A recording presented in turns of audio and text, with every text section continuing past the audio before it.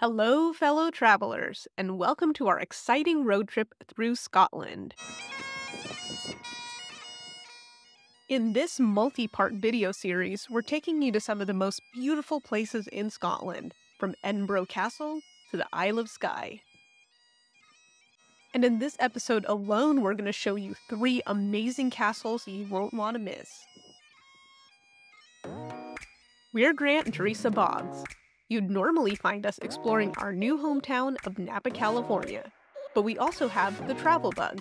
So when we're not exploring our home state, we're island hopping in the Philippines, we're hiking glaciers in Iceland, and we're always down for a new adventure. And in this series, we're traveling to a place that I called home for a year, the UK. Let's do it! In our earlier videos in this series, we showed you how to tour London in one day without a car. We also shared one of the best ways to see Windsor Castle, Stonehenge, and Bath in one day. We shared 8 iconic things to experience in Oxford. And we had a video with tips on how to drive in the UK for the first time. In today's video, we continue our adventure north, to Scotland. Scotland has such a special place in my heart. I first visited Scotland in 2009, and it's hard to believe it's been 14 years since I've been back. But it's well worth the wait. In this series, we're going to show you all the amazing things you can see and do during an 8-day road trip through Scotland. Here's part 1.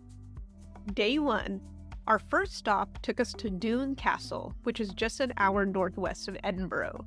It's a place that I think a lot of you have seen before. Do you recognize this place? How about now? Hello? Who is it? It is King Arthur, and these are my Knights of the Round Table. Yep, Doune Castle is a very popular filming location for movies and TV shows, like Monty Python and the Holy Grail, Game of Thrones, and one of our favorite shows right now, Outlander. And it's easy to see why this is a location scout's favorite. As we stepped through the castle gates, we felt transported back in time to the 14th century. The architecture is so well preserved that it was fun wandering around, imagining what life was like within these walls. One of my favorite things to see was the kitchen, which was actually recreated brick by brick in a studio for the show Outlander. But nothing beats seeing the Great Hall for the first time. Beautiful. Can you imagine the banquets that they had here? A golden rule of hosting, though, is making sure that your guests have somewhere to use a restroom. Ideally, somewhere private. Although it doesn't look like Grant minds at all. But all kidding aside, Doune Castle is definitely worth a visit. And if you know me, no trip is complete without a stop at the gift shop. It's not only a great way to pick up souvenirs for yourself, but it's also a great way to support the local community and really give back to the preservation of these beautiful historic places. And on our way back to our hotel, we even made a new friend. Thank you.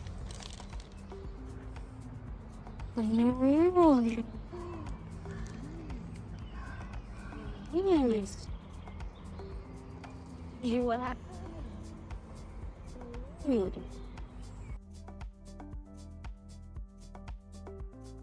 If you're planning to stay overnight in the town of Doune, definitely check out the Woodside Inn. It's only a 10-minute walk from the castle. The Woodside Inn is clean, cute, and it has its own on-site restaurant and bar, which was definitely a huge plus for us. If you do stay for dinner, we highly recommend the haggis fritter served over mashed potatoes, and the baked camembert with plum chutney. So good and the perfect way to end day 1 of our trip. Day 2 in Scotland. And what better way to start the day than with a trip to my literary spiritual home, Midhope Castle. Yes, this is the filming location for Lallybroch, the ancestral home of the Fraser family in Outlander. We got up nice and early to beat the crowds, and from our hotel in Doune, it was only about a 20-minute drive east, give or take. And for me, a major highlight of the trip was standing in the same arch that Jamie Fraser himself stood in the show Outlander. One thing you should know before visiting Midhope Castle is that you can't actually visit the inside, it's off limits to visitors, but there's plenty to see on the exterior of the property. Also, Midhope Castle is on the same property as Hopetoun House, which stood in for the Duke of Sandringham's estate in Outlander. It's a gorgeous building that we unfortunately didn't get to see this time around because it was closed to visitors that day. But definitely try to visit both Midhope Castle and Hopetoun House if you can.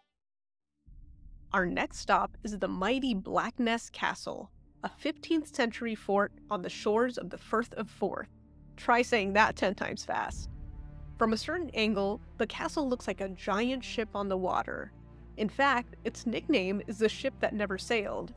So if Midhope Castle was about romance, then Blackness Castle is about power and keeping it. It was so much fun wandering around to look at all the castle's dungeons and defense mechanisms. It's really hard to imagine attacking this castle successfully, and you definitely didn't want to be an uninvited guest here back in the day.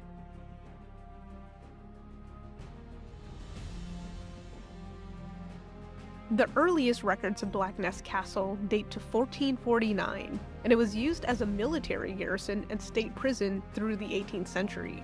It even served as an ammunition depot in World War I.